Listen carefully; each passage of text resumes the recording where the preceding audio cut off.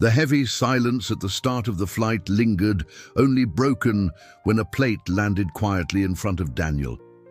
The flight attendant, Martha, offered it with a forced smile, her cool demeanor at odds with the first-class glow of the New York cabin.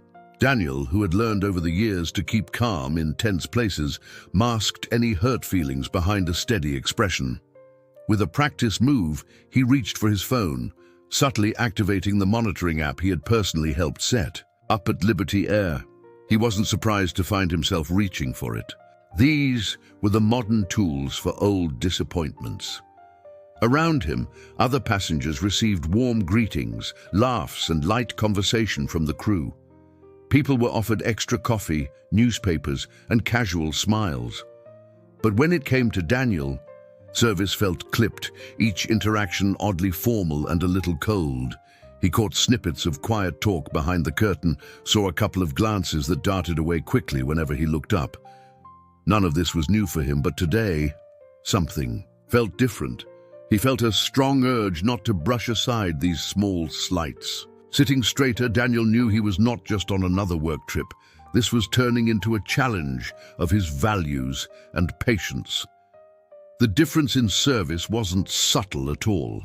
While Sarah, seated just across the aisle, was offered a glass of champagne and greeted with easy smiles, Daniel's own polite request for a sparkling water was brushed off by Martha, who barely looked at him. He watched as Sarah and a few others were given little extras: fresh fruit, small talk, even the chance to tour the cockpit, while his own attempts at conversation barely earned a nod.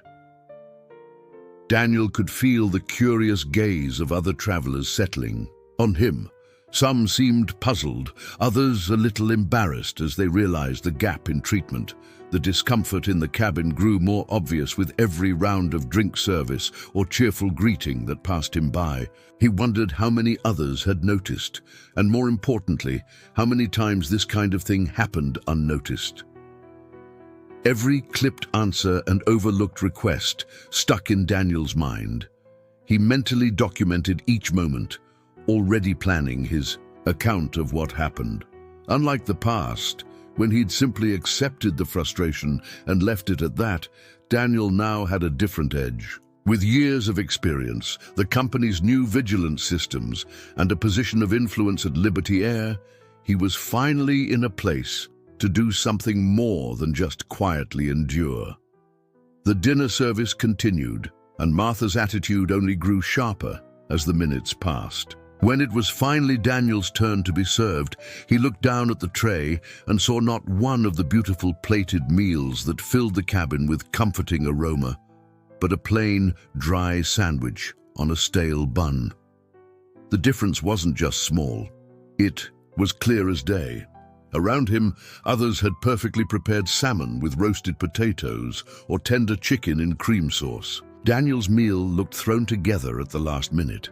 At first, he tried to ask quietly if there had been a mistake.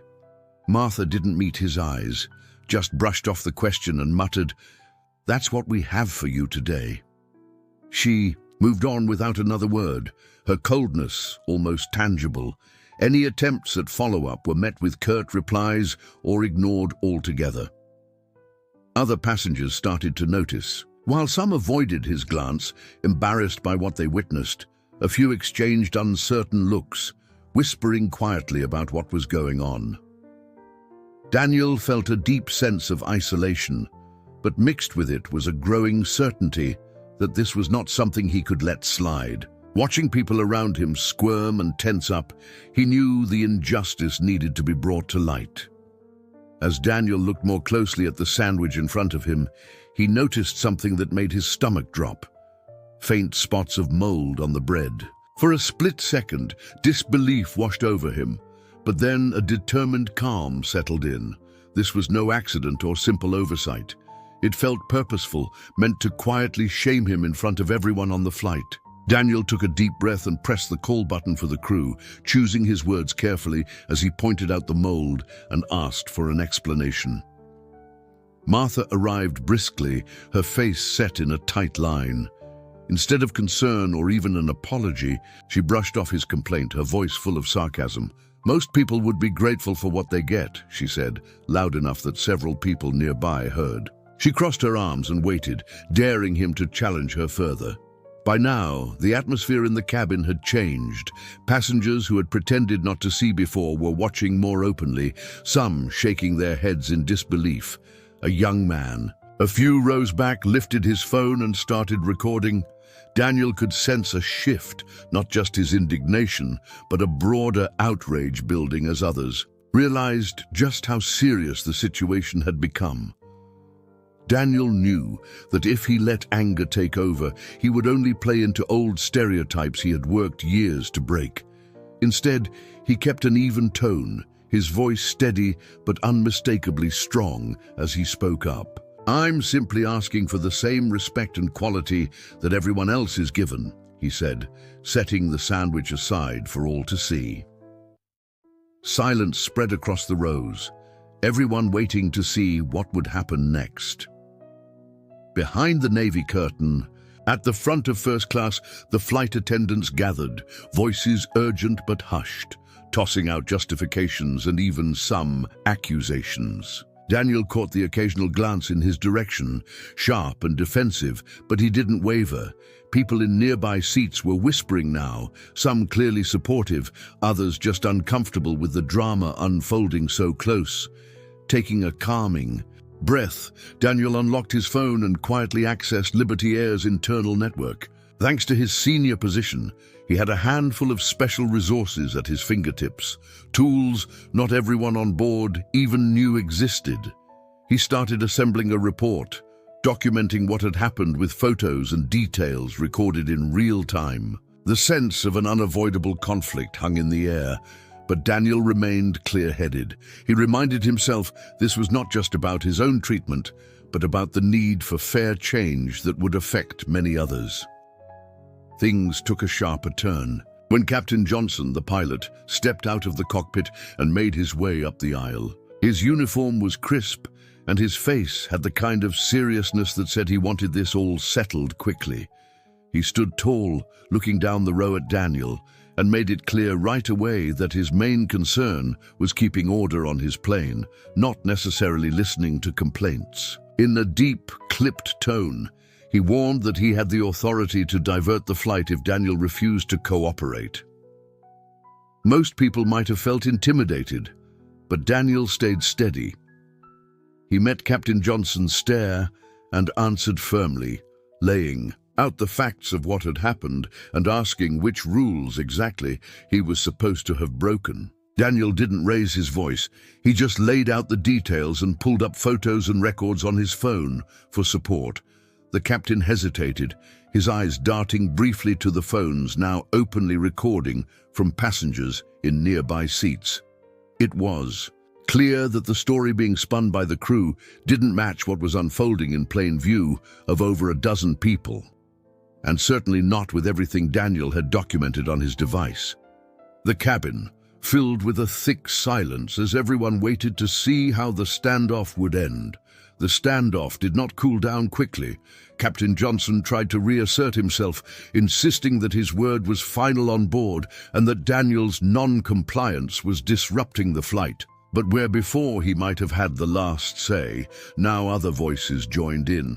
Across the aisle, Sarah stood up and spoke clearly, backing Daniel and confirming what she had witnessed. Soon, several other passengers nodded or called out in agreement, making it harder and harder for the story to be spun in the crew's favor. The energy in the cabin shifted. Phones stayed out, screens glowing as video clips and live updates started spreading.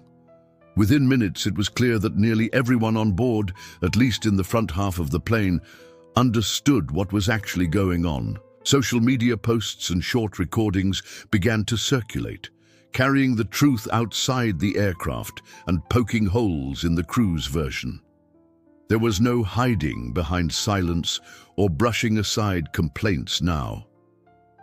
With mounting pressure and nowhere else to turn, Captain Johnson made an announcement over the intercom. He told everyone that due to new technical issues, the flight would be making an unscheduled landing in Atlanta. Most passengers exchanged knowing looks, realizing this move was really to get Daniel off the plane. As the plane began its descent toward Atlanta, Daniel kept close contact with his team on the ground. He texted quietly, glancing at the flight attendants, who were now moving through the cabin with stiff, uneasy faces. His team reassured him that Liberty Air's surveillance system had been recording, and top management was already watching the incident unfold, almost in real time. This news replaced some of the helplessness he felt earlier with a sense of hope. Things were in motion far beyond this one flight. This wasn't just about him anymore. It had turned into something larger, and there was a chance for real accountability. Meanwhile, the tension among the crew was impossible to miss. Martha's smile had slipped, replaced by a look of deep worry. Even Captain Johnson, who had seemed so sure before, avoided eye contact with passengers. The whispers among flight attendants grew as they realized that the situation had left their control. Everyone on board knew they were caught up in something out of the ordinary. The regular background noise of a flight was replaced by hushes and expectant looks.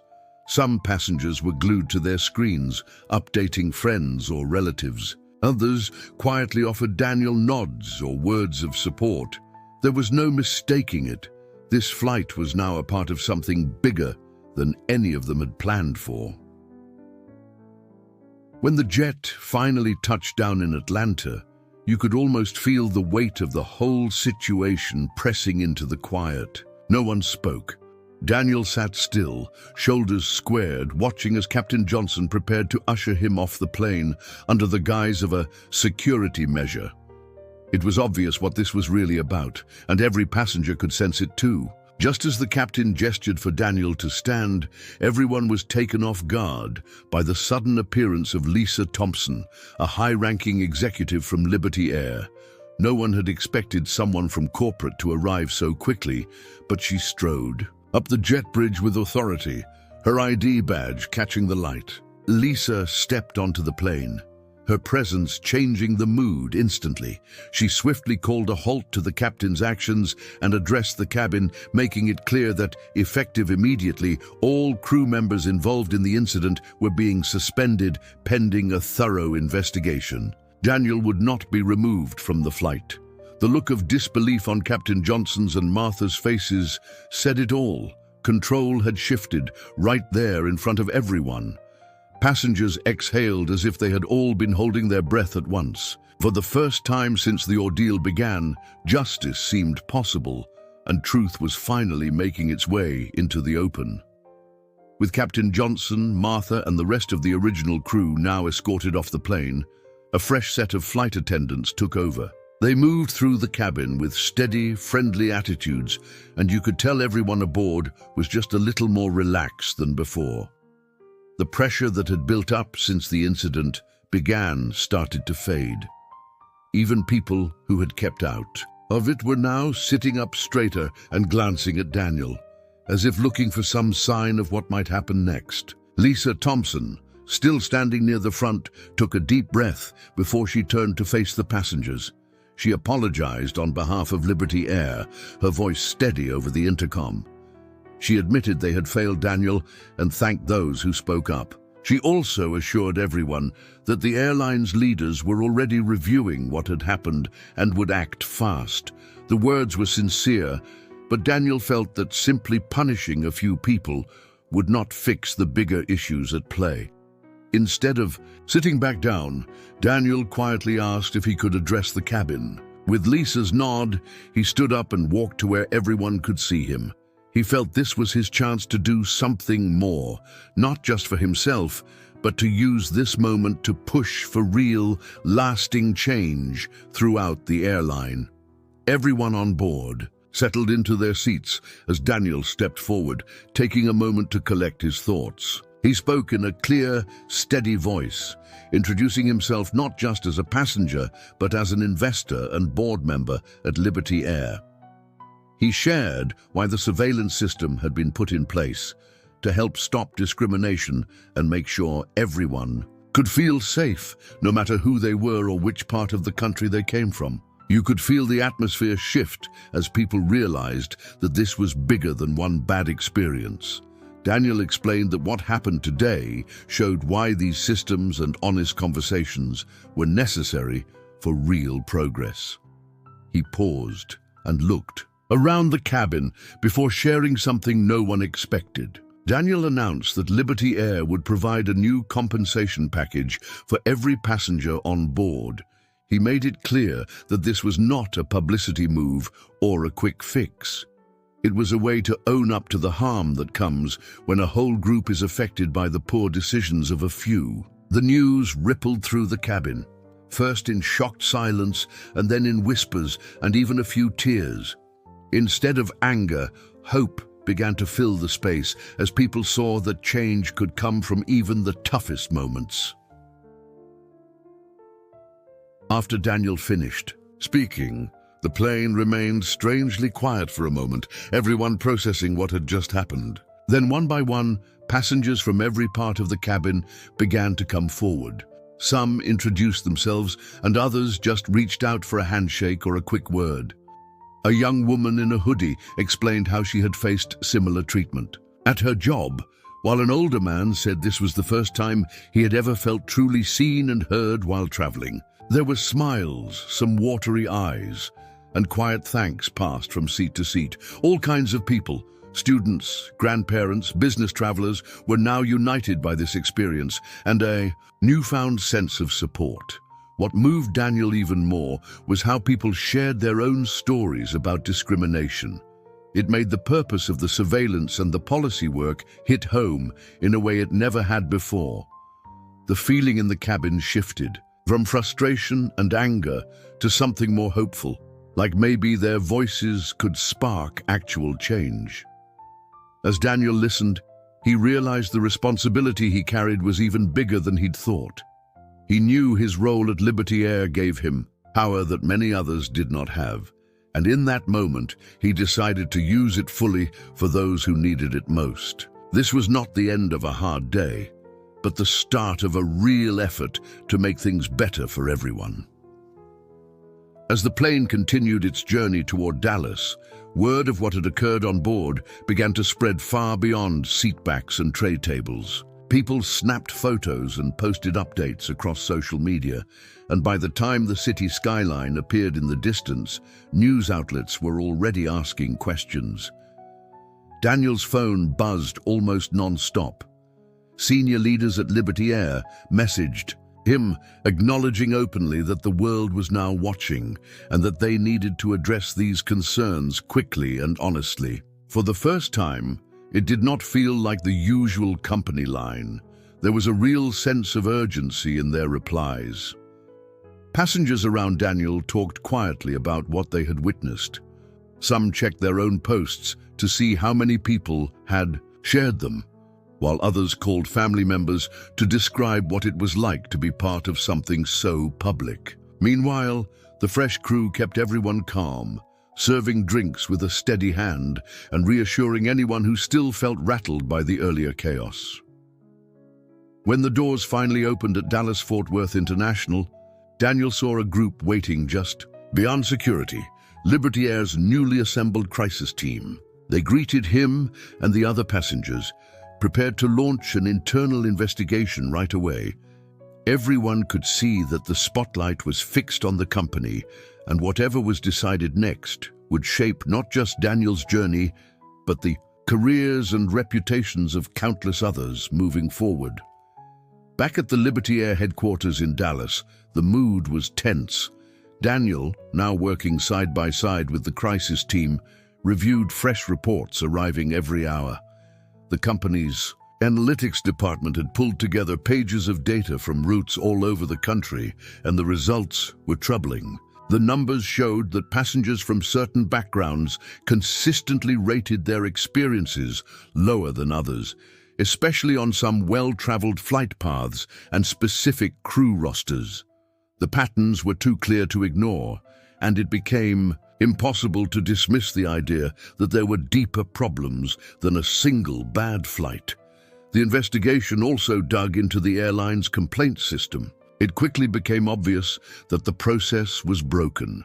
Too many reports had gone unanswered or were quietly filed away with no follow-up. Instead of helping fix issues, the old system actually seemed to keep them hidden.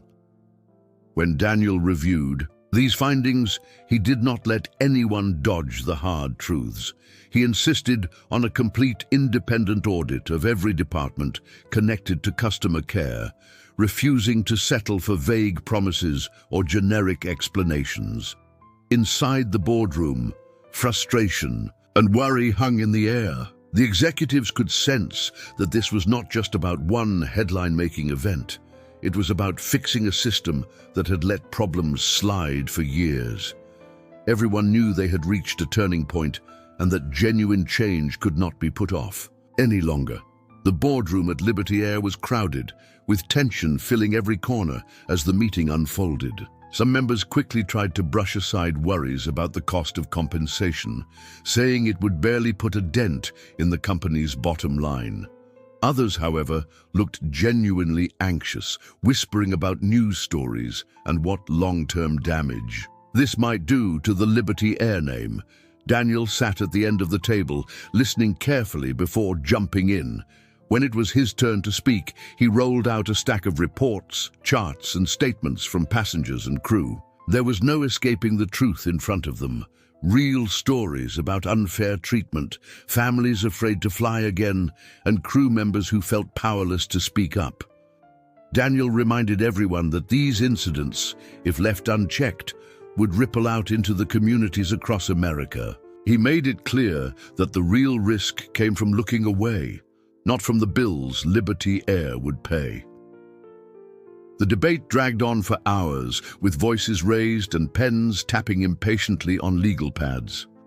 In the end, the evidence Daniel had presented and the pressure from the public, all those posts, interviews, and messages from customers, forced the group to admit things had to change. Nobody could claim this was just a minor issue anymore. When the board meeting finally drew to a close, the vote was tense but decisive. After hours of back and forth, Liberty Air agreed, though some directors still grumbled, to a major overhaul. Every employee, from senior management down to part-time ground staff, would need to go through new mandatory training focused on fairness, respect, and anti-discrimination. The complaints process, which had failed so many for so long, would be rebuilt from scratch. And to make sure no one slipped through the cracks again, Liberty Air's surveillance and accountability system would be expanded to every single plane, not just a select few. People in the room looked relieved, others just tired. But everyone understood that big promises were only the start of what needed to come next. Daniel felt a complicated mix of relief and pressure.